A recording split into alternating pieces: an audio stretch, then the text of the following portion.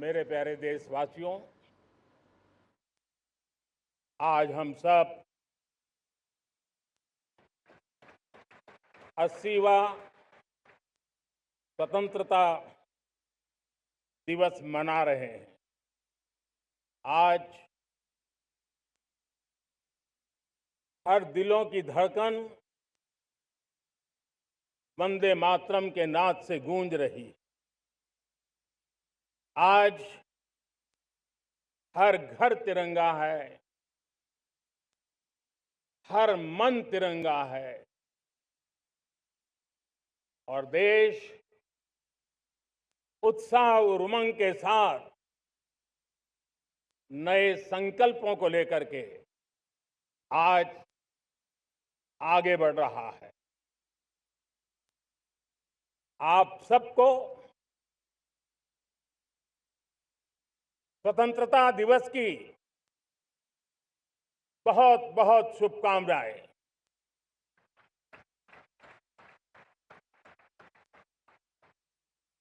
देश आज उन महान सपूतों का पुण्य स्मरण करती है जिन्होंने देश की आजादी के लिए त्याग बलिदान की पराकाष्ठा की। अपने तप, त्याग और बलिदान से आजादी के एकमात्र लक्ष्य को लेकर के अपनी पूरी जिंदगी खपा दी। पूज्य बापू समेत सभी स्वातंत्र्य सेनानियों को बलिदान की महान परंपरा जगाने वाले महान क्रांतिकारियों को आज मैं श्रद्धापूर्वक नमन करता हूं।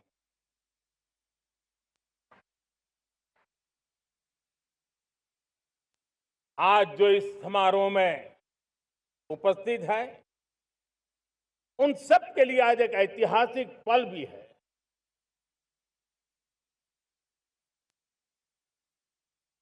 आजादी के बाद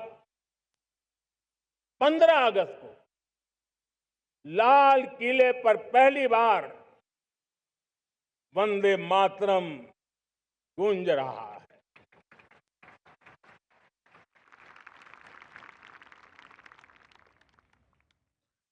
आज जब हम देश के लोग वंदे मातरम के 150 वर्ष मना रहे हैं तो इससे बड़ा उत्तम अवसर क्या हो सकता है। मेरे प्यारे देशवासियों, पिछले दिनों देश के कुछ हिस्सों में बाढ़ का प्रकोप रहा, भूस्खलन का प्रकोप रहा, अनेक परिवार प्रभावित हुए। उनके दुख दर्द को हम भली भांति अनुभव करते हैं। पीड़ित परिवारों को मैं विश्वास दिलाता हूं कि हम और पूरा देश उनके साथ खड़े हैं। मेरे प्यारे देशवासियों, कोई भी राष्ट्र तब महान बनता है, तब अपनी सिद्धियों को प्राप्त करता है जब अपने सपनों, अपने संकल्पों और अपने सामर्थ्य के दम पर आगे बढ़ता है। मेरे देशवासियों, अब छोटे सपनों से चलने वाला नहीं। हमें बड़े सपने,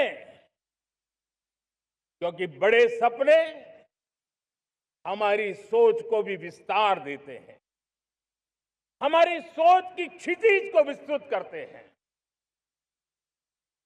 हमारे संकल्प दृढ़ होने चाहिए जब संकल्प दृढ़ होता है तो कठिनाइयों से, आपदाओं के बीच से रास्ते निकालने का सामर्थ्य अपने आप उभर करके आता है। और मेरे प्यारे देशवासियों, हमारे संकल्प भी ऊंचे होने चाहिए, क्योंकि जब सपने ऊंचे होते हैं, संकल्प ऊंचे होते हैं, तो हमारे सामर्थ्य की ऊंचाई भी बढ़ती है, हमारे प्रयासों की ऊंचाई भी बढ़ती है, और तब जाकर के हम सपनों को साकार कर सकते हैं। मेरे प्यारे देशवासियों, आज भारत ने भी एक बहुत बड़ा सपना देखा है, दृढ़ संकल्प के साथ देखा है, नई ऊंचाइयों को छूने के लिए देखा है। और वो सपना है, जब आजादी के 100 साल होंगे, 2047 में हम विकसित भारत बना के रहेंगे। 140 करोड़ देशवासियों के पुरुषार्थ से इस लक्ष्य को हमें हासिल करना है। और जब दुनिया की सबसे बड़ी आबादी वाला देश विकसित होने का संकल्प लेता है, तो ये दुनिया की नजरों में भी हमारे साहस का परिचायक बन जाता है। दुनिया हमारी तरफ देखने का नजरिया बदलने के लिए मजबूर हो जाती है। प्यारे देशवासियों, और मैं ऐसे ही नहीं कह रहा हूं, पिछले 12 वर्ष में देश के कोटि कोटि नागरिकों ने, दलित हो, पीड़ित हो, वंचित हो, आदिवासी हो, गांव में रहने वाला हो, शहर में रहने वाला हो, गरीब हो, मध्यम वर्ग का हो, युवा हो, बुजुर्ग हो, नारी हो, पुरुष हो, उत्तर हो, दक्षिण हो, पूर्व हो, पश्चिम हो, हर किसी ने पिछले 12 साल में एक संकल्प के साथ, समर्पण के साथ देश को नई ऊंचाइयों पर ले जाने में हर प्रकार से प्रयास किया है। मैं उनके इस प्रयासों का आदरपूर्वक स्वीकार करता, और उसी का परिणाम है कि इतने कम समय में 25 करोड़ देशवासी गरीबी को परास्त करके गरीबी से बाहर निकले हैं। इन्हीं देशवासियों का प्रयास का परिणाम है कि हम कभी फ्रेजाइल 5 में गिरे जाते थे। 12 साल के भीतर भीतर हम एक मेजर इकोनॉमी में फास्टेस्ट ग्रोइंग इकोनॉमी बन गए हैं। साथियों, देश आजाद हुआ, बहुत सारे सपने लेकर के आजाद हुआ, लेकिन हम गति नहीं पकड़ पाए, रफ्तार नहीं पकड़ पाए। होती है, चलती है, अरे हो जाएगा, देखा जाएगा, उसी में खोए रहे। 2014 तक आते आते तो पूरे विश्व ने हमें फ्रेजाइल 5 के उस में डंप कर दिया था। ऐसे समय पिछले 12 साल में भारत ने एक नई रफ्तार पकड़ी, तेज गति से हम आगे बढ़ रहे हैं। और देशवासियों का संकल्प है कि अब 140 करोड़ देशवासियों के संकल्प को, सामर्थ्य को रोकना नामुमकिन है।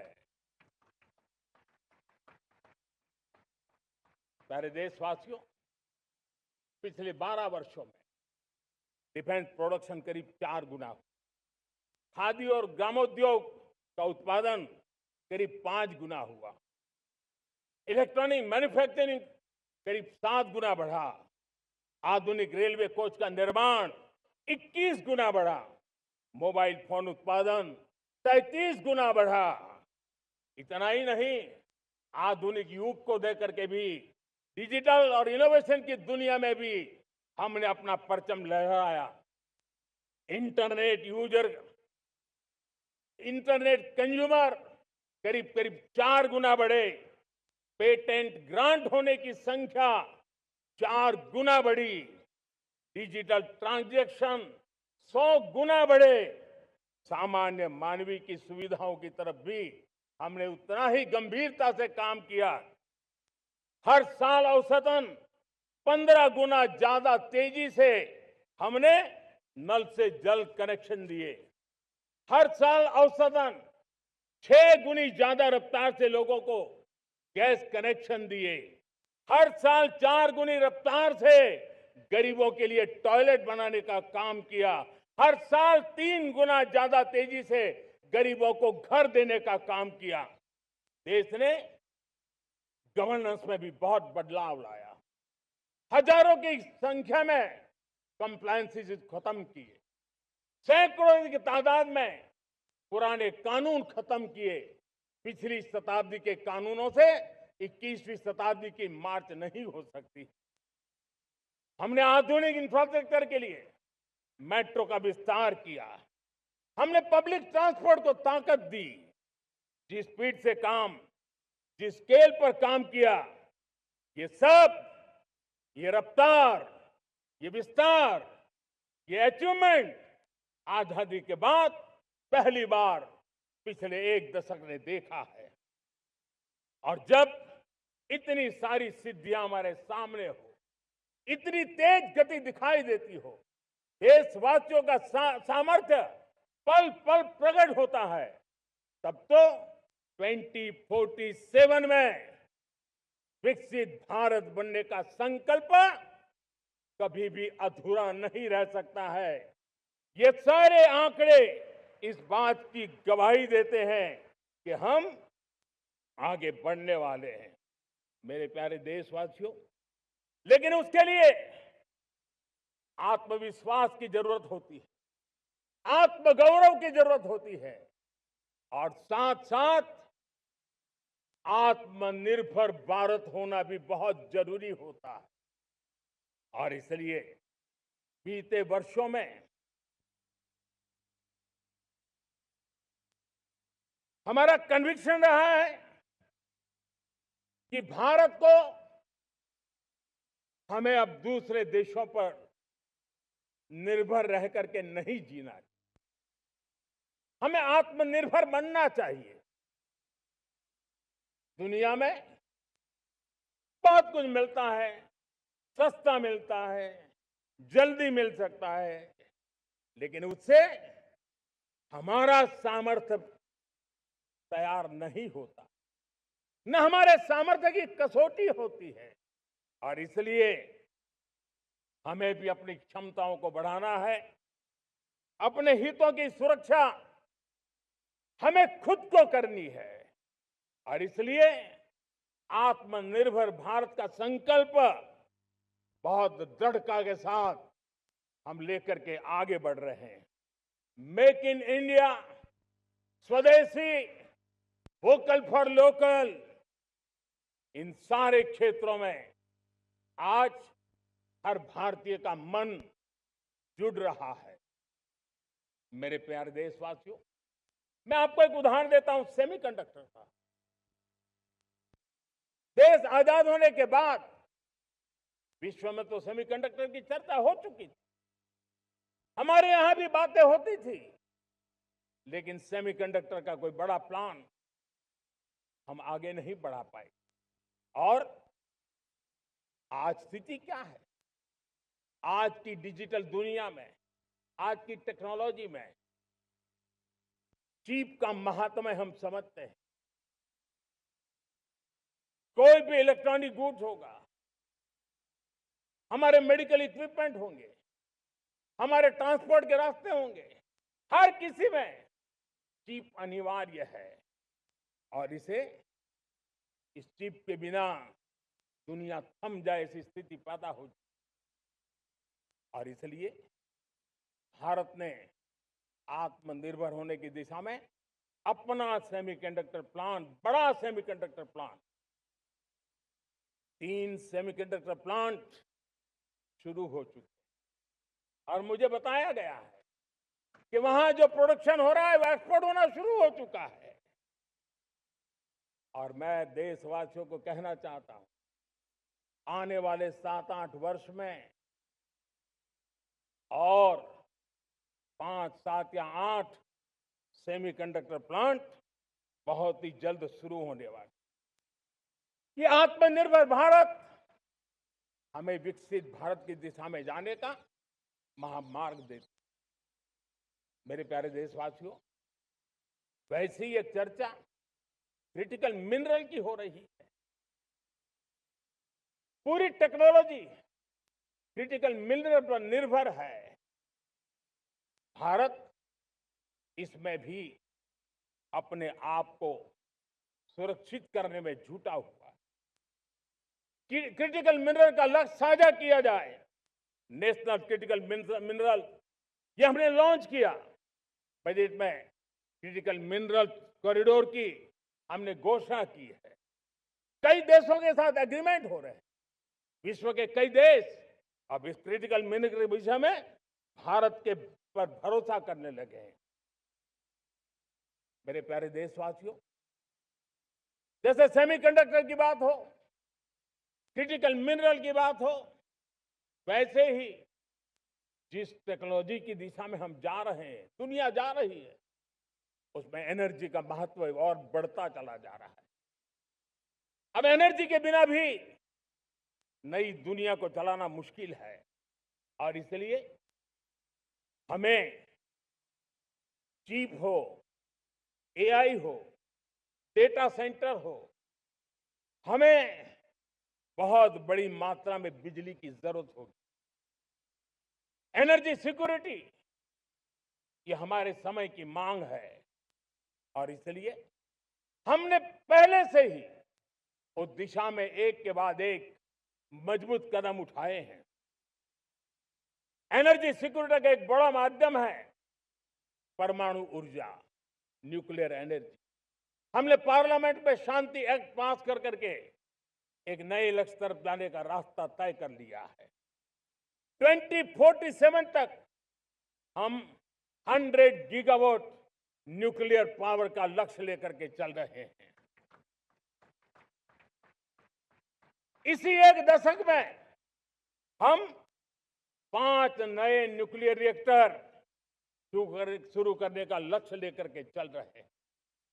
इस वर्ष भारत ने फास्ट ब्रीडर न्यूक्लियर टेक्नोलॉजी में महारत हासिल करके एक अहम पड़ाव पार किया है और उसके कारण परमाणु ईंधन में आत्मनिर्भर बनने की दिशा में हमें एक बहुत बड़ा सफलता का कदम हमने रखा है। मेरे प्यारे देशवासियों, कई बार संसाधनों की कमी के कारण देश रुकता नहीं है, लेकिन रुकने का कारण सोच की सीमाएं होती हैं। जब सोच बंद जाती है, सीमाओं में सड़ने लग जाती है, तब हम अपने सामर्थ्य को भी पहचान नहीं पाते हैं। देश को आज कच्चे तेल पर निर्भर रहना पड़ रहा है और हमारी गलत सोच के कारण है। आप जान के हैरान हो जाएंगे, हमने समुद्री तट पे 99% हमारा समुद्री तट का पूरा हिस्सा ऐसी सोच के कारण नो गो एरिया घोषित करके रखा था। हमने ही समंदर के अंदर जाकर के एक्सप्लोरेशन न करने का निर्णय कर लिया था। ये सोच का दारिद्र्य था। हमने फैसला किया ये नहीं चल सकता। हमने उस 99% को जो कभी नो गो एरिया हुआ करते थे, हमने उसको गो एहेड एरिया के रूप में खुला कर दिया है। और अब हम समुद्र के भीतर भी एक्सप्लोरेशन करने की और नए नए भंडार खोजने की दिशा में हम प्रवृत्त हैं, हम प्रयास कर रहे हैं। हमने पिछले वर्ष उसी दिशा में एक महत्वपूर्ण कदम रखते हुए समुद्र मंथन की घोषणा की थी और पिछले दिनों हमने 85,000 करोड़ रुपए इस काम के लिए आवंटित करके काम को गति देने का निर्णय कर लिया है। मेरे प्यारे देशवासियों, एनर्जी सिक्योरिटी, इसका मैंने कहा कि हमें ऑल्टरनेट स्रोतों की तरफ भी पूरी शक्ति लगाना बहुत जरूरी है और इसलिए ऊर्जा का सही इस्तेमाल बढ़ाते हुए भारत इसी दिशा में आज तेजी से काम कर रहा है। 2014 से पहले, मतलब आज से 12 साल पहले, हमारे देश में सिर्फ 70 शहरों में पाइप से गैस की व्यवस्था थी, पाइप से गैस डिस्ट्रीब्यूशन होता था। 12 साल में इन 70 शहरों को हमने 700 शहरों तक पहुंचा दिया है। ये होती है रफ्तार, ये होता है विस्तार। 2014 के पहले मुश्किल से 20-22 लाख घरों में पाइप से गैस पहुंचता था। आज 1.25 करोड़ घरों में पाइप से गैस पहुंचाने का काम हो रहा है। 12 वर्ष पहले देश में सोलर एनर्जी की कैपेसिटी सिर्फ 2 गीगावाट थी। 2 गीगावाट, आज 160 गीगावाट हमने प्राप्त किया है लक्ष्य। मेरे प्यारे देशवासियों, मैं एक और जानकारी देता हूं। हमने इसका लाभ देश के मध्यम वर्ग को, सामान्य परिवार को मिले, इस तरफ भी उतना ही ध्यान केंद्रित किया। हमने पीएम सूर्यघर मुफ्त बिजली योजना चालू की और आज मुझे संतोष है कि इतने कम समय में 50 लाख घरों का सोलर एनर्जी का काम हम आंकड़ा पार कर चुके हैं। तेजी से चल रहा है और इसके कारण हजारों घरों का बिजली बिल 0 हो गया है। हजारों घर अपनी बिजली का उपयोग करने से अतिरिक्त बिजली आज बेच करके कमाई कर रहे हैं। हर परिवार को हम इस काम के लिए 80,000 रुपया सरकार की तरफ से एक एक परिवार को मदद दी जा रही है, तब जाकर के हम इस काम को पूरा कर रहे हैं। मेरे प्यारे देशवासियों, आपको जानकर के हैरानी होगी, ये जो हमारी रेलवे है उसका इलेक्ट्रिफिकेशन का काम हमारे देश में 1925 में शुरू हुआ था। 1925 में इलेक्ट्रिफिकेशन का काम शुरू हुआ, लेकिन 90 साल में 1925 से लेकर के 90 साल में सिर्फ 30% रेल का इलेक्ट्रिफिकेशन हुआ था। यानी 90 साल में 30%। हमारी रफ्तार देखिए, लक्ष्य को पाने के लिए हमारी दौड़ देख लीजिए। हमने एक दशक के अंदर 100% काम पूरा कर दिया। 90 साल में 30%, 10 साल में 70%, ये होता है काम। और इसके कारण डीजल जो हमें बाहर से लाना पड़ता है उसकी बचत हुई, बिजली से हमारी ट्रेनें चली, पर्यावरण को फायदा होने लगा। मेरे प्यारे देशवासियों, हम यहां से नहीं रुके हैं, हम दुनिया के अंदर पीछे रहना नहीं चाहते। पिछले दिनों आपने खबर सुनी होगी, भारत ने ईंधन का नया क्षेत्र को भी छू लिया है। देश ने पहली हाइड्रोजन से चलने वाली ट्रेन शुरू कर दी है और मुझे खुशी है, ये सबसे लंबी ट्रेन है और सबसे ताकतवर ट्रेन है और दुनिया में हाइड्रोजन ट्रेन के क्षेत्र में भी भारत ने अपना झंडा गाड़ दिया है। प्यारे देशवासियों, पिछले 10-12 साल हम लगातार 2047 के लक्ष्य को पाने के लिए दौड़ रहे हैं, एक के बाद एक सोपान सिद्ध कर रहे हैं। हमने सोचा भी नहीं था कि हमें इसमें भी कुछ मुसीबतों का झेलना पड़ेगा। पिछले 10-12 वर्ष में कितने संकटों का सामना करना पड़ा। कोरोना जैसी वैश्विक महामारी ने पूरी दुनिया को चिंता में डाल दिया था, सारी व्यवस्थाएं चरमरा गई थी। कोरोना से बाहर निकले, युद्ध की विभीषा की खबरें आने लगी, कहीं यूक्रेन तो कहीं पश्चिम एशिया, हर जगह पे तनाव का माहौल। और पता नहीं भविष्यवेत्ताओं ने तो न जाने क्या क्या घोषणाएं कर दी थी। देश को डराना, देश को भयभीत रखना, देश को चिंतित रखना, इसी में कुछ लोगों को आनंद आता है। वैक्सीन नहीं मिलेगी, कोविड में लोग बचेंगे नहीं, कुछ भी नहीं होने वाला। वेस्ट एशिया का क्राइसिस आया, पेट्रोल पंप पे पेट्रोल नहीं मिलेगा, गैस नहीं मिलेगा, डीजल नहीं मिलेगा, फर्टिलाइजर नहीं मिलेगा। सारी दुनिया भर की अफवाहें फैला करके भारत के लोगों को भयभीत करने का, डराने का, चिंता के अंदर डुबो देने का कुछ लोगों को आनंद आ रहा था।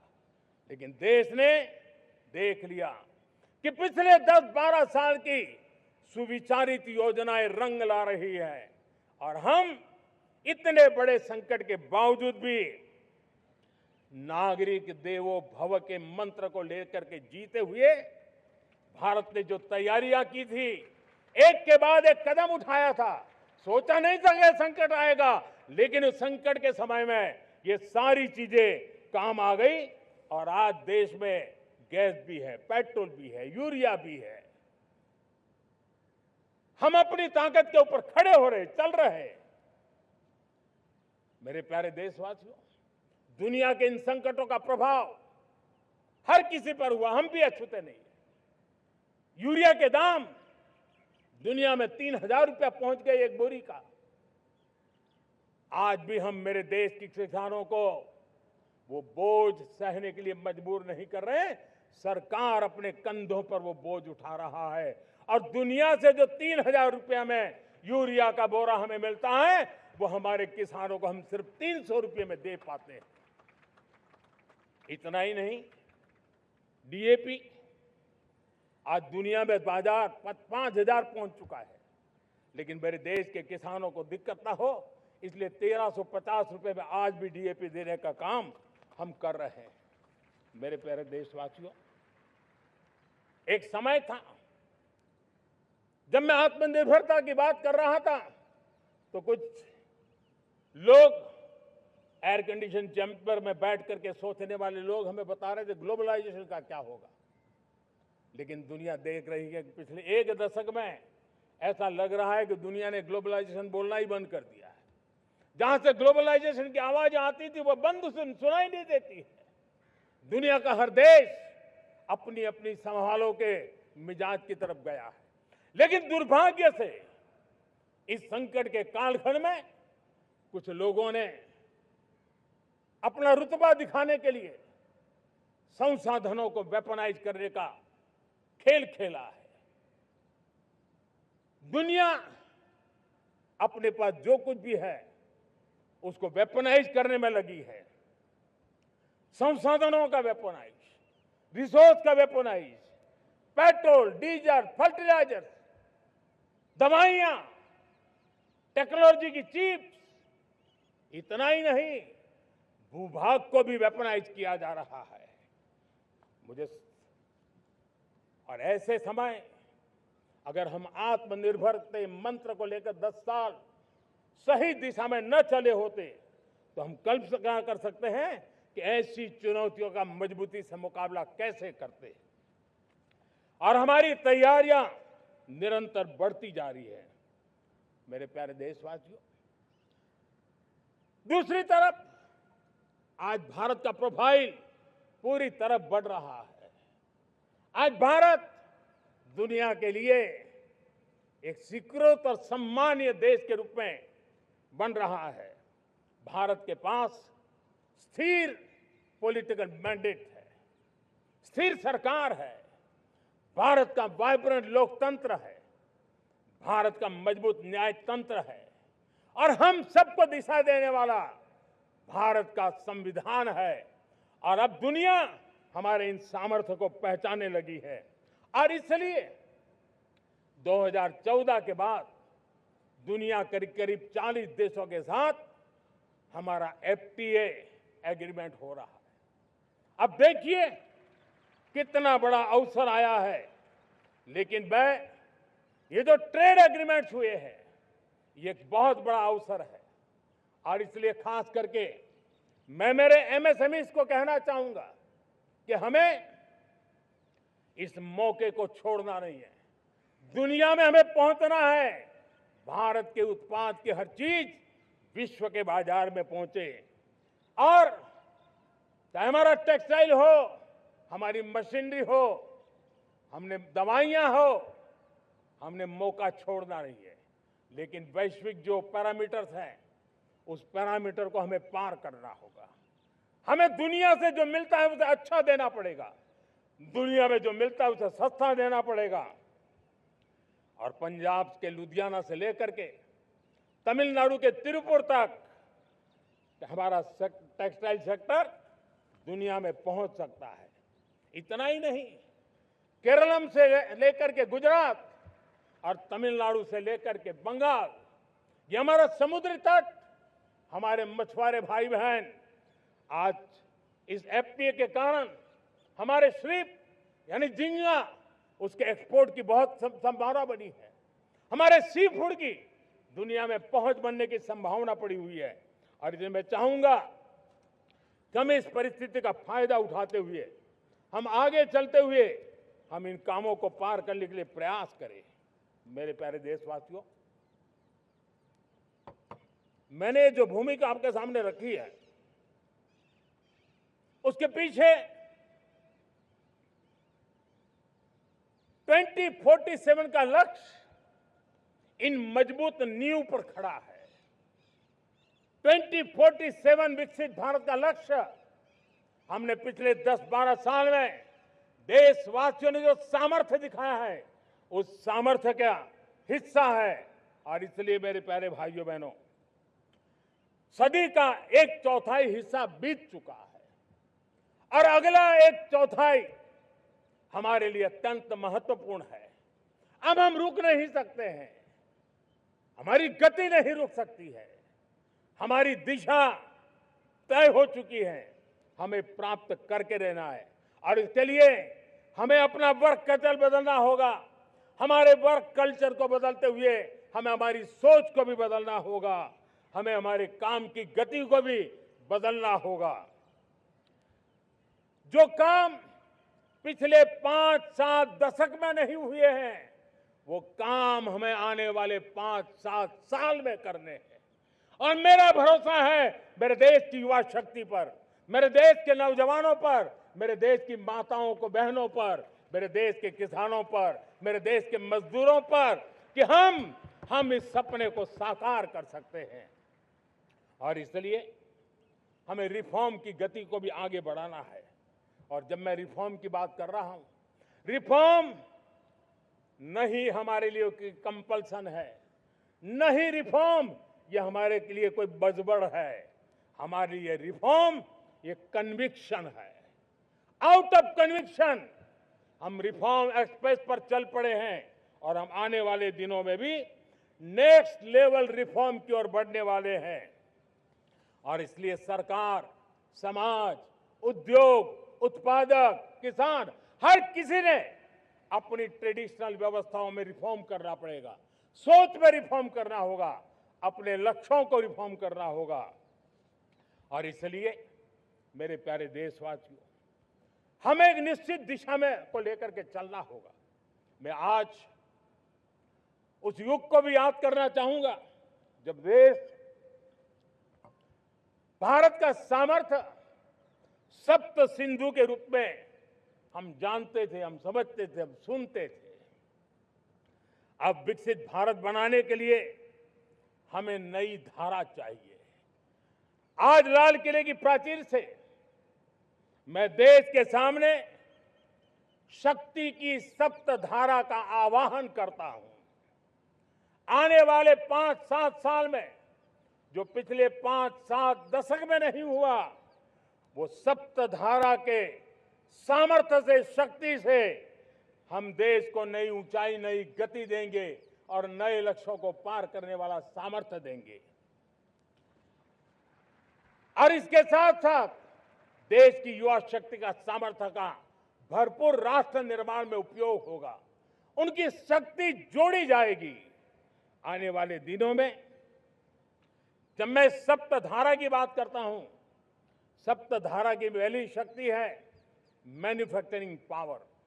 मेरे प्यारे देशवासियों, हमें मैन्युफैक्चरिंग सेक्टर को बहुत आगे बढ़ाना होगा और प्रोडक्शन बढ़ाने के साथ साथ हमें छोटे छोटे पुर्जे भी बनाने हैं और बड़े बड़े प्रोडक्ट भी बनाने हैं। पूरा वैल्यू चेन हमारा होना चाहिए और उसे लेकर के चलना। हमें कंपोनेंट भी चाहिए और हमें कंप्लीट मैन्युफैक्चरिंग भी चाहिए, कंप्लीट प्रोडक्ट भी चाहिए। डिजाइन से लेकर मैन्युफैक्चरिंग तक भारत को ग्लोबल सप्लाई चेन का भरोसामंद केंद्र बनना होगा। इसके लिए मैं 3 चीजों पर विशेष जोर देना चाहता हूं। मैन्युफैक्चरिंग के क्षेत्र में जो मेरे भाई बहन हैं, ये समय का ये अवसर है, इस अवसर को जाने मत दें।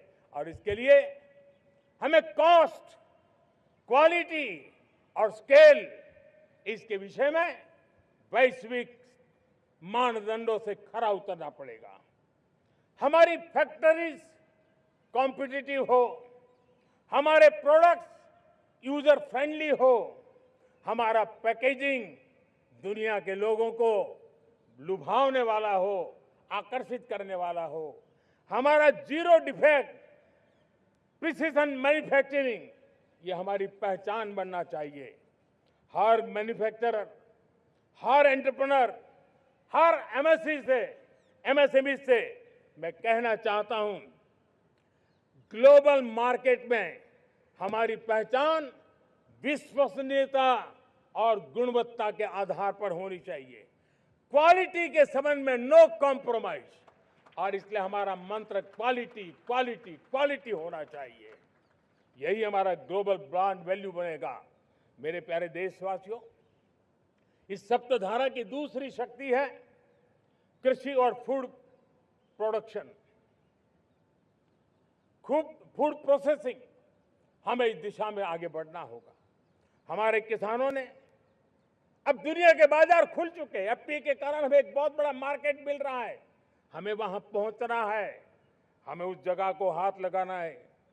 हमें खेत से लेकर एक्सपोर्ट मार्केट की ओर जाना होगा।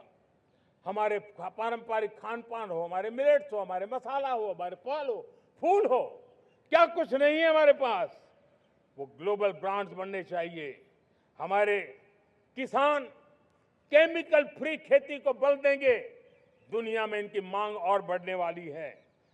और जो ग्लोबल पैरामीटर्स के अंदर हर प्रकार से सिद्ध होने वाले हमारे एग्रो प्रोडक्ट होंगे, तो दुनिया में हम आसानी से पहुंच पाएंगे। मेरी सप्तधारा की तीसरी शक्ति है टेक्नोलॉजी और इनोवेशन। मेरे प्यारे देशवासियों, आज जमाना एआई का है, क्वांटम का है, स्पेस का है, रोबोटिक्स का है, डेटा सेंटर्स का है। पूरी तरह एक नया क्षेत्र खुल चुका है और इमर्जिंग टेक्नोलॉजी ये भी हर पल हमें चुनौती दे रही है। और इसलिए देश को दुनिया के लिए मार्केट नहीं बना देना, हमें इनोवेशन का हब बनना है। हमने यूपीआई और डिजिटल पब्लिक इंफ्रास्ट्रक्चर में लोहा मनवा लिया है, हमारी ताकत का परिचय करवा दिया है। अब भारत को डिजिटल पब्लिक टेक्नोलॉजी उसको भी दुनिया के कोने कोने तक पहुंचाना है। भारत को नेक्स्ट जनरेशन कम्युनिकेशन टेक्नोलॉजी में लीड करना है। मेड इन इंडिया 6G हर कोने में पहुंचे, ये हमारा लक्ष्य होना चाहिए और हमें उसमें तेजी करनी चाहिए और इसके लिए हमारा प्रयास कम नहीं होना चाहिए। सप्तधारा की चौथी शक्ति है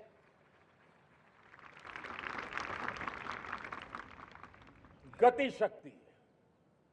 ये गति शक्ति देश के अंदर सीमलेस फास्ट कनेक्टिविटी पर हमें बल देना होगा। शहरों को हाई स्पीड रेल से हमें जोड़ना होगा। मॉडर्न हाईवे चाहिए, इनलैंड वाटरवेज चाहिए, एयरपोर्ट चाहिए, मल्टी मॉडल लॉजिस्टिक की व्यवस्था चाहिए। हमें पोर्ट्स को सिर्फ सामान उतारना चढ़ाने की जगह नहीं, दुनिया के शिप्स आकर के लंगर हो जाए इतना नहीं, हमें हमारे पोर्ट्स को पोर्ट लेड डेवलपमेंट ग्रोथ की दिशा में हमें आगे बढ़ना होगा। हमारी पांचवी शक्ति है सप्तधारा की, वो है रक्षा शक्ति। और ये रक्षा शक्ति का महत्व हर प्रकार से है। मेरे प्यारे देशवासियों, डिफेंस में आत्मनिर्भर होना अब भारत ने अनुभव कर लिया, दुनिया ने अनुभव कर लिया है, इसके बिना कोई चारा नहीं है। विश्व जब अपनी अपनी ही सोच रहा है, तब भारत विश्व के लिए बाजार बन करके नहीं रह सकता है। हमें डिफेंस के क्षेत्र में आत्मनिर्भर होना होगा। Next generation defence technology develop करके हमें ग्लोबल सप्लायर बनने की दिशा में हमें लक्ष्य लेकर के चलना है। हमें ड्रोन, काउंटर ड्रोन सिस्टम को विकसित करना होगा और हाइपरसोनिक डिफेंस टेक्नोलॉजीज, उस पर हमें लीडरशिप लेनी होगी। साथियों, साइबर सुरक्षा भी आज हर घर के लिए एक समस्या बन रही है। वो भी एक रक्षा का क्षेत्र है जिसमें हमारे युवाओं की जो सामर्थ्य है, उस सामर्थ्य का उपयोग हम देश के और दुनिया के लिए कर सकते हैं। हमारी सप्तधारा की छठी शक्ति है ग्रीन इकोनॉमी, ब्लू इकोनॉमी, जो ग्रीन जॉब को भी जन्म देती है। हमें green hydrogen, renewable energy, energy storage, green mobility, green manufacturing in global scale हमें पा करके रहना है। हमें दुनिया जब ग्लोबल वार्मिंग की चर्चा करती रहती है, हम रास्ते खोजते रहते हैं, हम समस्याओं का समाधान दे रहे हैं और भारत ये ग्रीन मूवमेंट का बहुत बड़ा सामर्थ्य लेकर के चलिए। भारत के पास ब्लू इकोनॉमी के लिए भी बहुत बड़ा अवसर है। बहुत बड़ा लंबा हमारा कोस्ट लाइन है। ब्लू इकोनॉमी के लिए बहुत बड़े अवसर है। फिशरीज है, कोस्टल टूरिज्म है, ओशन टेक्नोलॉजी है। ऐसे कितने ही क्षेत्र हैं जिसमें हम आगे बढ़ सकते हैं। मेरे प्यारे देशवासियों, भारत सप्तधारा की जब बात करके लेकर चला है, तब हमारी सातवीं धारा है और दुनिया के लिए इसका अपना भी एक महत्व है और वो है भारत का सॉफ्ट पावर। भारत के सॉफ्ट पावर की ताकत है। आज योग ने पूरी दुनिया को भारत के साथ जोड़ के रखा हुआ है। योग दुनिया के लिए एक ऊर्जा बनता जा रहा है, भारत के लिए विश्वास का बड़ा कारण बनता जा रहा है। जिस भारत के पास आस्था के केंद्र हो, जिस भारत के पास आयुर्वेद हो, जिस प्रकार से भारत के पास होलिस्टिक हेल्थ केयर की व्यवस्था हो, हील इन इंडिया का मूवमेंट हो, हम दुनिया के अंदर हमारे सामर्थ्य को लेकर के जा सकते हैं। हैंडीक्राफ्ट हो, संस्कृति हो, हमारी फिल्में हो, हमारा क्रिएटिव वर्ल्ड हो, वीएफएक्स हो, हमारा एनिमेशन हो, हमारी गेमिंग हो, डिजिटल कंटेंट हो, क्रिएटिव वर्ल्ड के अंदर भारत अपना रुतबा दिखा सकता है।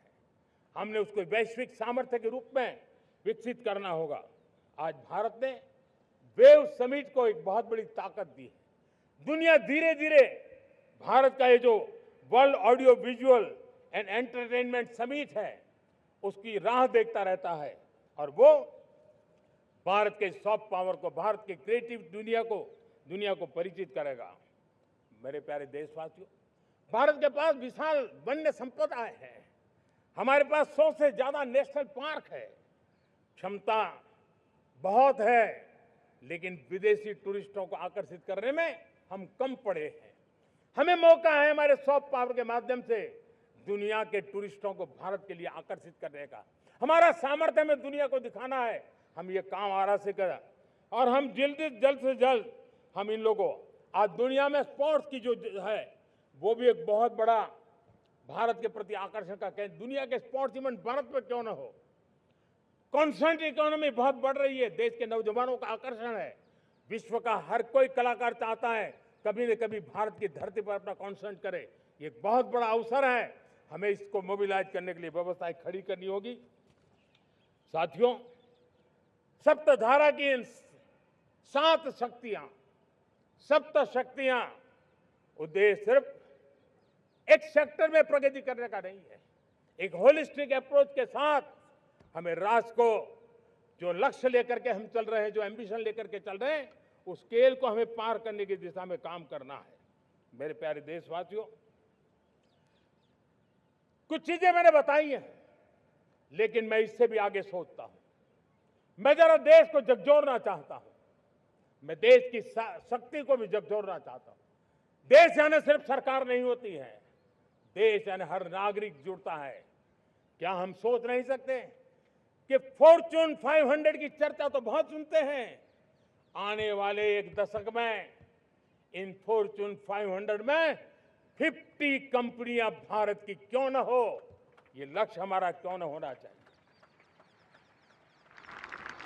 आज बैंकिंग सेक्टर फल फूल रहा है। दुनिया की टॉप बैंक के अंदर भारत की बैंक का झंडा भी क्यों न फहरता हो।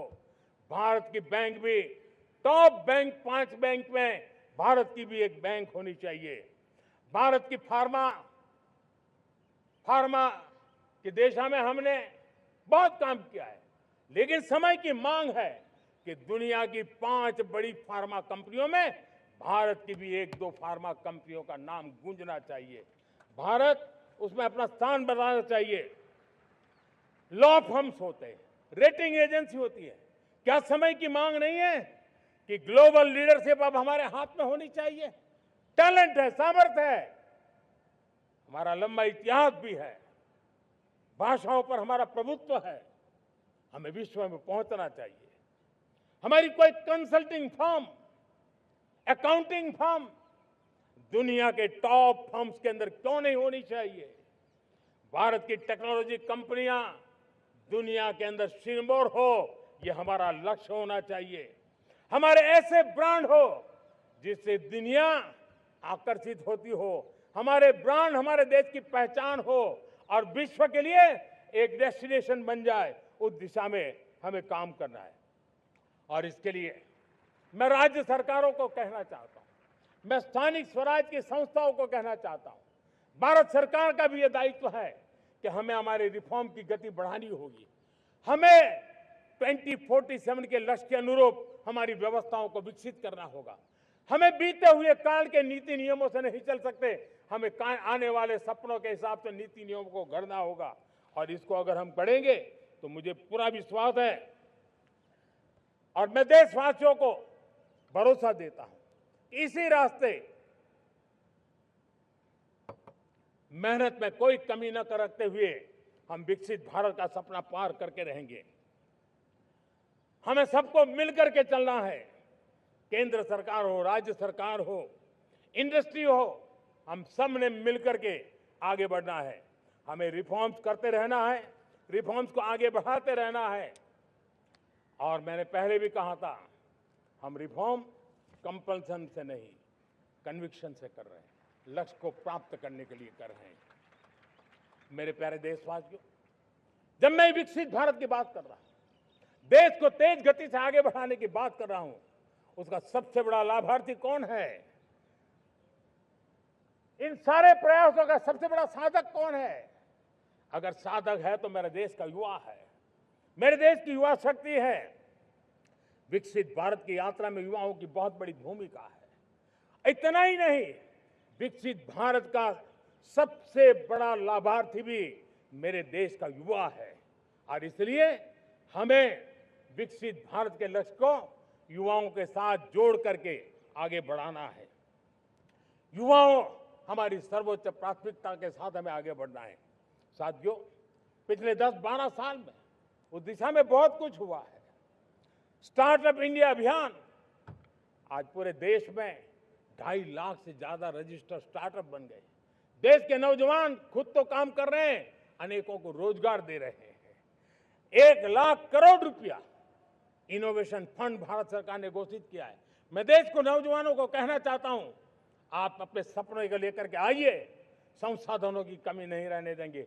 1 लाख करोड़ रुपया आपके दिल दिमाग को सामर्थ्य देने का एक व्यवस्था हमने कर दी है। रिसर्च के नए अवसर मिले, डिजिटल इंडिया के नए सस्ते डेटा, ये युवाओं को सशक्त किया। दुनिया में सस्ता डेटा कहीं है तो भारत की धरती पर है, और देश के नौजवानों को उसने नई ताकत दी है। स्किल इंडिया हमने नेशनल प्रोग्राम बनाया है। स्पेस सेक्टर को हमने ओपन कर दिया। नेशनल ड्रोन पॉलिसी हमने बनाई है। खेलो इंडिया पॉलिसी बनाई है। 35 वर्षों तक एजुकेशन पॉलिसी नहीं थी, नई एजुकेशन पॉलिसी लेकर के आए हैं, और इसका फायदा मिडिल क्लास के परिवारों को हुआ है। साथियों, 2004 से 14 आंकड़ा मुझे देना चाहिए आपको।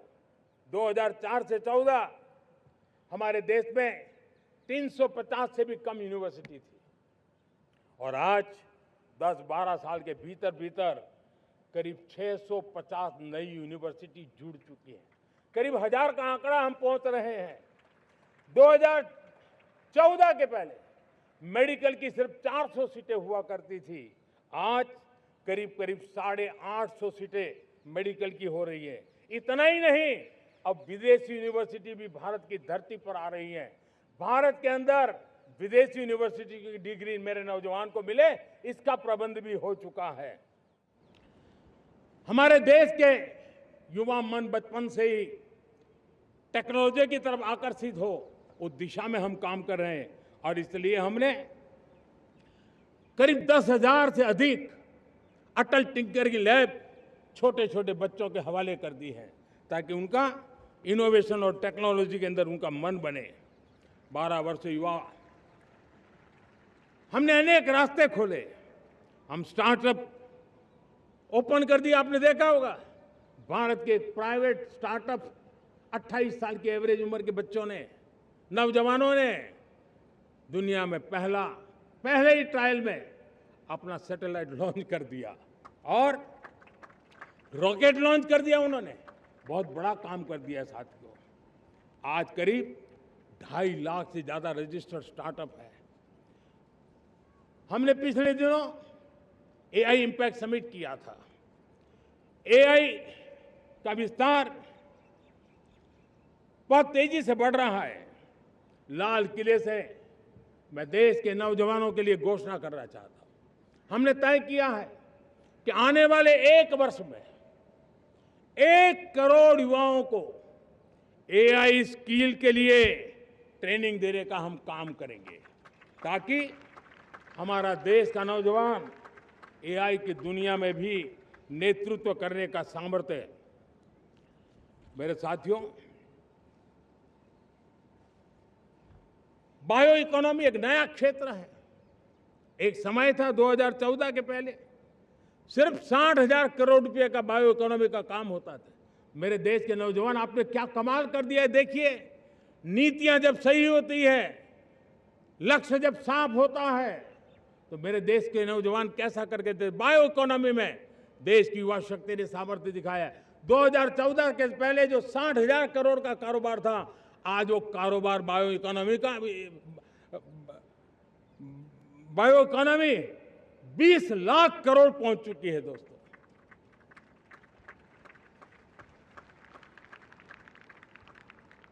दो 2009-10 का कालखंड था, सिर्फ 25 लाख इलेक्ट्रिक व्हीकल हमारे देश में बिके थे। 1.5 लाख इलेक्ट्रिक व्हीकल बिके थे 2009-10 में। 1.5 लाख इलेक्ट्रिक व्हीकल। इस 25-26 में 25 लाख इलेक्ट्रिक व्हीकल बिके हैं। मेरे प्यारे देशवासियों, एविएशन सेक्टर भी मेरे नौजवानों के लिए बहुत तेजी से आगे बढ़ रहा है। नए एयरपोर्ट, नए रूट, नए नए रोजगार के अवसर बना रहे हैं। मेंटेनेंस, ओवरहॉलिंग, इसके भी कारण देश में बहुत बड़ी मात्रा में स्किल मैन पावर को काम मिल रहा है। मेड इन इंडिया हवाई जहाज बनाने की दिशा में हमने सफलता पाई है। Made in India defence transport aircraft C295 already अपनी उड़ान भर चुका है, सफल उड़ान भर चुका है। ये देश के नौजवानों के लिए, मेरे साथियों, ड्रोन ने भी बहुत बड़ा काम किया है। स्वामित्व योजना, गांव में ड्रोन से स्वामित्व योजना सफल हो रही है। करीब 3.25 करोड़ परिवारों को स्वामित्व योजना का लाभ मिला है और इसके कारण 140 लाख करोड़ रुपए जैसी संपत्ति अनलॉक हुई है, जिसके कारण बैंक से लोन मिल सकता है, लोग अपना कारोबार कर सकते हैं। मेरे प्यारे देशवासियों, हमारे मध्यम वर्गीय परिवारों के सामने एक बहुत बड़ा बोझ बन चुका है कोचिंग क्लासेस की स्पर्धा। हर माँ बाप को लग रहा है कि कोचिंग क्लास में बच्चे को नहीं भेजा तो हम प्रतिष्ठित परिवार नहीं है। इन गरीब और मिडिल क्लास परिवारों की हम चिंता करते हुए हजारों करोड़ रुपए का उनका खर्च है वो भी बचे, बेटे भी अपने आसपास रह सके, उनकी देखभाल हो सके, परिवार पर आर्थिक बोझ न आए। और इसलिए हमने युवाओं के लिए विभिन्न परीक्षाओं की फ्री ऑनलाइन कोचिंग हमने करने का निर्णय किया है। डिजिटल पब्लिक इंफ्रास्ट्रक्चर है, हमारे पास उत्तम टैलेंट है, टीचर्स हैं, उन संसाधनों को जोड़ करके हम देश के नौजवानों को फ्री कोचिंग देने का एक पूरा नेटवर्क हम खड़ा करने वाले हैं। मेरे प्यारे देशवासियों, मैं हमेशा कहता आया हूं, जो खेले वो खिले। जब मैं खेले वो खिले की बात कर रहा हूं, तब मेरे प्यारे देशवासियों, आज भारत खेल की दुनिया में अपनी जगह बना रहा है। अब खेल के पोडियम में भारत का राष्ट्रगीत सुनाई देता है, भारत का राष्ट्रगान सुनाई देता है, भारत का तिरंगा झंडा लहराता दिखाई नजर आ रहा है। टॉप्स योजना ने बहुत बड़ी सफलता पाई है। खेलो India games, university games, winter games, beach games, sports infrastructure, sports के लिए कोचिंग, स्पोर्ट्स मेडिसिन, स्पोर्ट्स के लिए न्यूट्रिशन, इन सारे विषयों में भारत अब महारत करने की दिशा में आगे बढ़ रहा है। नौजवानों के लिए पूरा नया क्षेत्र, खिलाड़ी न बन सके तो उसकी सपोर्ट सिस्टम में भी बहुत बड़ा क्षेत्र खुल रहा है। स्पोर्ट्स की दुनिया में भारत का प्रदर्शन बेहतर होता रहा है और हम 2036 में ओलंपिक के मजबूत दावेदार बनकर के आगे बढ़ रहे हैं और 2030 में कॉमनवेल्थ गेम्स को भारत होस्ट करने वाला है। और मेरे साथियों, दुनिया में जो ओलंपिक की खेल होते हैं, करीब 40 प्रकार के गेम होते हैं और करीब 350-350 स्पर्धाएं होती हैं ओलंपिक में। और आपको जानकर के दुख होगा मेरे देशवासियों, मेरे नौजवानों, मैं आपको चुनौती देता हूं, मैं आह्वान करता हूं, मैं आपकी मदद चाहता हूं। 350 जितने स्पर्धाओं में भारत 2/3 खेलों में कहीं होता ही नहीं, हमारी मौजूदगी नहीं होती, हम क्वालिफाई नहीं होते हैं। हमने तय किया है कि 2036 में जो ओलंपिक होगा, हम चाहते हैं कि वो भारत में हो, लेकिन 2036 में जिन विधाओं में आज भारत खेलता नहीं है, जिन विधाओं में भारत क्वालिफाई नहीं करता है, जिन स्पर्धाओं में भारत ने छोड़ के रखा है, 3/4 हिस्सा हमारे इंतजार कर रहा है, भारत उस पर बल देगा। और इसके लिए हम टैलेंट हंट का एक अभियान भी चलाना चाहते हैं। हमें अगर 2036 के लिए खिलाड़ी चाहिए तो आज जो 5 साल, 10 साल, 15 साल की उम्र के नौजवान हैं, बेटे हैं, उनके तरफ ध्यान देना होगा, उन बेटियों पर ध्यान देना होगा। और इसलिए 5 से 15 उम्र के बच्चों में खेल प्रतिभा ढूंढने के लिए गांव-गांव, शहर-शहर, स्कूल-स्कूल एक टैलेंट हंट का अभियान चलाया जाएगा। बच्चों की प्रतिभा को देखा जाएगा और फिर उनको स्पेशल ट्रेनिंग दे करके देश के लिए खेलने वाले अच्छे खिलाड़ी बनाए जाएंगे। मेरे प्यारे युवा, देश के सामने, देश के नौजवानों के सामने नशा एक बहुत बड़ा संकट बनता जा रहा है। नशा मुक्त भारत, ये हम सबका सामूहिक दायित्व होना चाहिए। हमारे उज्जवल भविष्य के लिए हमारी युवा पीढ़ी मजबूत हो, हमारा युवा सामर्थ्य हमारे देश के लिए काम आए, इसलिए नशा मुक्त भारत। पिछले दिनों माय भारत के वॉलंटियर्स ने, देश के एनजीओ ने, देश के सामाजिक सांस्कृतिक संगठनों ने, देश के आध्यात्मिक पुरुषों ने मिलकर के नशा मुक्त भारत का 100 सप्ताह का एक कार्यक्रम तय किया है। 100 सप्ताह तक एक अभियान चलने वाला है। मैं हर परिवार को कहना चाहता हूं कि आप भी इस अभियान का हिस्सा बने, आप इसके साथ जुड़िए और देश के नशा मुक्त भारत के सपने को पूरा करने के लिए आप आगे आइए। मेरे प्यारे देशवासियों, 21वीं सदी में दशकों पुरानी जो चुनौतियां हैं, उन चुनौतियों को खत्म करना बहुत अनिवार्य है। नक्सलवाद, माओवाद लाखों युवाओं के भविष्य को तबाह कर दिया, अनेक माताओं के दुधमल नौजवानों को छीन लिया, बर्बाद कर दिया, हर मां बाप के सपनों को चूर चूर कर दिया। इस नक्सलवाद ने 4 दशक तक हिंदुस्तान के बहुत बड़े हिस्से को, बहुत बड़ी आबादी को दबोच करके रखा था, बंदूक के नोक पर दबोच करके रखा था, संविधान की धज्जियां उड़ा दी थी और देश के सामान्य नागरिकों की रक्षा में 3,500 से ज्यादा हमारे पुलिस के, सुरक्षा बल के जवान शहीद हो गए। युद्ध के अंदर जितने सैनिक मरते हैं, उससे ज्यादा हमारे पुलिस जवानों को जान की बाजी लगानी पड़ी ताकि देश के सामान्य मानवी को सुरक्षा मिले। ये नक्सलवाद ने धरती को लहूलुहान कर दिया था। 2014 में आपने जब हमें मौका दिया, उसी दिन हमने संकल्प लिया था कि हम देश को नक्सलवाद से मुक्त करेंगे। और आज मुझे खुशी है कि नक्सली माओवादी हिंसा आखिरी सांस भी शायद रहने की अब तो ताकत नहीं रही है। पूरी तरह उसे खत्म करने की दिशा में जहां पर कभी नक्सलवादियों की गोलियां चलती थी, जहां पर कभी धरती रक्त रंजित रहा करती थी, आज उसी नक्सल क्षेत्रों में, उसी इलाकों में नक्सल मुक्त होने के कारण विकास, विश्वास और प्रयास का तिरंगा लहरा रहा है। मेरे प्यारे देशवासियों, लेकिन इस चुनौती को हमने कम नहीं आंकना है। इस चुनौती से हमें और भी सावधान रहने की जरूरत है। वर्षों तक देश की सत्ता में माओवादी सोच के लोग गलियारों में अपनी जगह बना करके बैठे थे। सरकारी कमेटियों में सलाहकार के रूप में भी ये माओवादी सोच ने नीतियों को प्रभावित किया था। मेरे प्यारे देशवासियों, जंगलों में हमें हथियारी नक्सलों का खात्मा बुलाने में, उस संकट से देश को मुक्त कराने में सफलता मिली है। लेकिन हथियारी नक्सल तो गए, लेकिन दिमागी नक्सल, ये दिमागी नक्सल मौके की तलाश में है।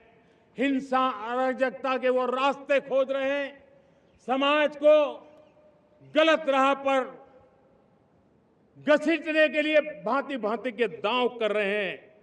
इन दिमागी नक्सलियों को पहचानना होगा, इन दिमागी नक्सलियों को आइसोलेट करना होगा और राष्ट्र को विकसित राष्ट्र बनाने की मुख्य धारा की ओर देश की युवा पीढ़ी को जोड़ना होगा। मेरे प्यारे देशवासियों, सुरक्षित भारत बनाना हम सबका दायित्व है। चुनौती सीमा के भीतर हो या सरहद से बाहर, भारत हर परिस्थिति के लिए तैयार है। आज युद्ध का नेचर बदल रहा है। अब युद्ध सीमा पर ही होता है, गारंटी नहीं है। आज युद्ध सीमा के अंदर, कहीं रिफाइनरी पे जाकर के, कहीं बैंकिंग सेक्टर को जाकर के, कहीं डेटा सेंटर को जाकर के, एक प्रकार से लड़ाई का नया रूप, इंफ्रास्ट्रक्चर तोड़े जा रहे हैं, फैक्ट्रियां तोड़ी जा रही है। हमने मिशन सुदर्शन चक्र की पिछले सालों घोषणा की थी, बहुत तेजी से उस पर काम चल रहा है। आज डिफेंस एक्सपोर्ट हमारा करीब 50 गुना बढ़ा है। करीब 100 देशों में हमारे अस्त्र शस्त्र पहुंच रहे हैं। वैश्विक पटल पर भारत की प्रतिष्ठा धीरे धीरे बढ़ रही है। बदलते हुए समय में अस्त्र शस्त्र की तरफ काम करना है, सैन्य बलों का सामर्थ्य बढ़ाना है, लेकिन साथ साथ नागरिकों को भी तैयार करना होगा। पिछली शताब्दी के युद्धों के अनुरूप जो सिविल डिफेंस की व्यवस्थाएं हमारे देश में विकसित हुई है, वो कालबाह्य हो चुकी है। और इसलिए मैं आज लाल किले से घोषणा कर रहा हूं कि हम आने वाले दिनों में सिविल डिफेंस का एक वाइब्रेंट नेटवर्क खड़ा करेंगे। आधुनिक व्यवस्थाओं से उनको परिचित कराएंगे। आधुनिक संकटों से नागरिकों को रक्षा करने की क्या व्यवस्था हो सकती है, एक बहुत बड़ा वॉलंटरी फोर्स सिविल डिफेंस का आधुनिक चुनौतियों को पार करने वाला हम बनाने वाले हैं। मेरे प्यारे देशवासियों, राष्ट्र के निर्माण में आज हमारी बहनों बेटियों का योगदान हम सब के लिए बहुत बड़ा प्रेरणा का कारण बना हुआ है। फाइटर जेट हो या सिविल एविएशन, हमारी बेटियां सबसे आगे दिखाई दे रही है। खेलकूद का मैदान हो, हमारी बेटियां आगे दिखाई दे रही है। स्टेम एजुकेशन में भर्ती होने की प्रक्रिया हो, सबसे ज्यादा हमारी बेटियां आगे दिख रही है। आज सेना में भी एनडीए से जो बच्चियां निकली हैं, वो बड़े रौब के साथ देश की सेना का नेतृत्व करने का सामर्थ्य दिखाने लगी है। मेरी बेटियों की ताकत कैसी है। मैं पिछले दिनों साणंद में एक सेमीकंडक्टर प्लांट में गया। वहां आदिवासी बेटियां, देश के अलग अलग कोने से आई हुई बेटियां काम कर रही थी। वो उस गांव से आई थी जिन्होंने पासपोर्ट क्या होता है पता तक नहीं था। वो बेटियां विदेशों में गई, ट्रेनिंग लेकर के आई और आज चिप निर्माण का काम कर रही है। और बड़े कॉन्फिडेंस, मैं जो उनका कॉन्फिडेंस देखा, मैं सचमुच में बहुत प्रभावित हुआ था। आज 3 करोड़ बहनों को हमने लखपति दीदी बनाने का लक्ष्य तय किया था, उसको पार कर लिया था। अब हम 6 करोड़ लखपति दीदी बनाने के लक्ष्य को लेकर के आगे बढ़ रहे हैं। 3 करोड़ नई लखपति दीदी बनना मतलब ग्रामीण अर्थव्यवस्था में बहुत बड़ा बदलाव मातृशक्ति के द्वारा आने वाला है। मेरे प्यारे देशवासियों, आज पंचायतों में, नगर पालिका में, महानगर पालिका में बहुत बड़ी मात्रा में हमारी महिलाएं जनप्रतिनिधि बनकर के देश का मार्गदर्शन कर रही है, समस्याओं का समाधान कर रही है, बहुत ही सक्षम नेतृत्व दे रही है। और इसी को ध्यान में रखते हुए हमने पार्लियामेंट में नारी शक्ति वंदन अधिनियम पारित किया था। लेकिन किसी न किसी कारण से राजनीति के अखाड़े में पिछले 40 साल से ये सपना हमेशा राजनीतिक अखाड़े का शिकार हो गया है। मैं देश के सभी राजनीतिक दलों से आज लाल किले की प्राचीर से तिरंगे झंडे की छाया में खड़े होकर के प्रार्थना करता हूं, आग्रह करता हूं, आइए उन महिलाओं के सामर्थ्य के पुजारी बनिए, उन महिलाओं के सम्मान में आगे आइए और जल्द से जल्द हमारी माताओं बहनों को 33% विधानसभा और लोकसभा में उनको प्रतिनिधित्व मिले। वे भारत की नीति घड़तर के अंदर अपना योगदान दे। समय की मांग है और मैं सभी राजनीतिक दलों से फिर से आग्रह करता हूं, आइए महिला आरक्षण लागू करके महिला सम्मान में आप भी जुड़िए, आप भी यश लीजिए, आप भी क्रेडिट लीजिए, लेकिन मेरी माताओं बहनों को हक दीजिए। मेरे प्यारे देशवासियों, विकसित भारत का संकल्प तभी पूरा होगा जब विकास अंतिम व्यक्ति तक पहुंचेगा। 2014 से पहले सिर्फ 25 करोड़ लोगों के पास सोशल सिक्योरिटी का कवर था, सिर्फ 25 करोड़ के पास। साथियों, पिछले 5-7 दशक में सिर्फ 25 करोड़, हमने एक दशक के भीतर भीतर 100 करोड़ देशवासियों को सोशल सिक्योरिटी का कवच दिया है। आयुष्मान भारत योजना से 70 साल की उम्र के बुजुर्गों से भी आज 5 लाख रुपए तक मुफ्त दवाई की व्यवस्था हो रही है। करोड़ों करोड़ों परिवारों को इसके कारण बहुत बड़ी सुविधा मिली है। और इस आयुष्मान कार्ड के कारण 2 लाख करोड़ रुपया जो दवाई और ऑपरेशन के पीछे खर्च होना था, वो मेरे परिवारों के बच्चे हैं। वो गरीब परिवार है, वो मध्यम वर्ग के परिवार है, उनको इतनी बड़ी। मेरे प्यारे देशवासियों, आज मुझे एक काम के लिए आपकी मदद चाहिए। मैं आप सबसे एक मदद मांग रहा हूं। सभी नौजवानों से मैं चाहता हूं कि आप इसका नेतृत्व करिए। आपका 1 या 2 घंटे देश को बहुत बड़ी शक्ति देने वाले हैं। आपको लगेगा 1-2 घंटे में मैं देश की क्या शक्ति, मैं बताता हूं, आप बहुत बड़ी शक्ति बनने वाले हैं। और इसलिए हर घर में वातावरण बने।